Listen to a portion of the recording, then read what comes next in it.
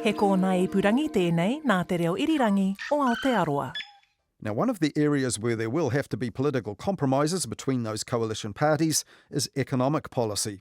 On scoop.co.nz, columnist Gordon Campbell said Winston Peters' views on the economy, international trade and foreign investment predate Rogernomics, and he opposes neoliberal views that are backed not only by the National Party and the ACT Party, but also the business community.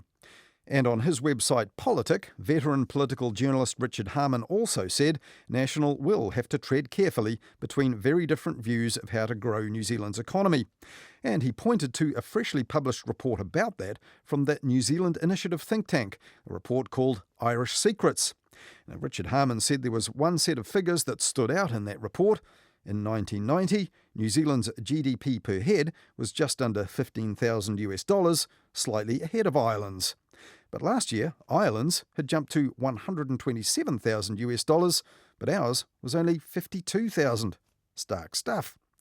The Irish Secrets report was the result of 36 senior business leaders, all members of the New Zealand Initiative, touring Ireland for a week in June. And on their return, the chair of the initiative, Roger Partridge, wrote this in the Herald about what he called prosperity's most meaningful measure, GDP per capita. The Emerald Isle leapt forward, leaving the land of the long white cloud in its wake.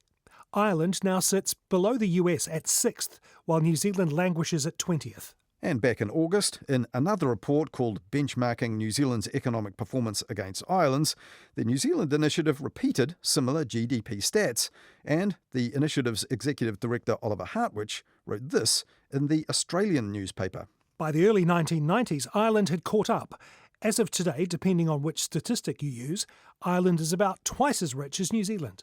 And similar stats were aired by entrepreneur Sir Ian Taylor during the Stuff Leaders debate in the election campaign just last month, like this. In 1990, our gross domestic product, which nobody has talked about today, was the same as Ireland's. Ireland's population is less than us. It was 45 billion in 1990. Let's look at the footsteps through to 2023. Ireland is 529 billion, New Zealand is 250 billion. Nobody is talking about it. Well, the New Zealand Initiative is now talking about that a lot after the publication of its Irish Secrets report. Now, in the foreword of that report, the head of the delegation to Ireland, former Fonterra executive Fraser Whineray, also highlighted Ireland's GDP per capita surge from 1990 onwards. But then Whineray added this. From the outset, it's important to note that Ireland's GDP figures should be treated cautiously. The presence of multinationals, tax strategies, contract manufacturing, asset depreciation and other statistical nuances can skew these numbers. But that skewing impact of those post-1990 stats is not mentioned from the outset in those New Zealand Initiative media commentaries we've heard, which also bulk up the Irish Secrets report released last week. And coincidentally, the same day the initiative published Irish Secrets, The Economist magazine published a piece headlined, "What's Weird About Ireland's GDP?" The Economist said that Ireland's generous corporate tax regime has made it a hub for about 1,500 multinational tech and pharmaceutical companies. These generate much of their income in Ireland and inflate Ireland's GDP, The Economist said, but they also funnel that money into their headquarters abroad. And these incomes should not be fully counted when measuring the size of Ireland's economy, according to The Economist. The way that multinational firms accounted for their assets and profits created staggering GDP increases in Ireland from 2015 on, increases so big that they even warped the averages right across the Eurozone. As an example, when research and development spending was counted as capital investment rather than expenditure, Irish-based multinational companies increased the country's capital stock by $330 billion in 1 year, and that was a 57% year-on-year increase.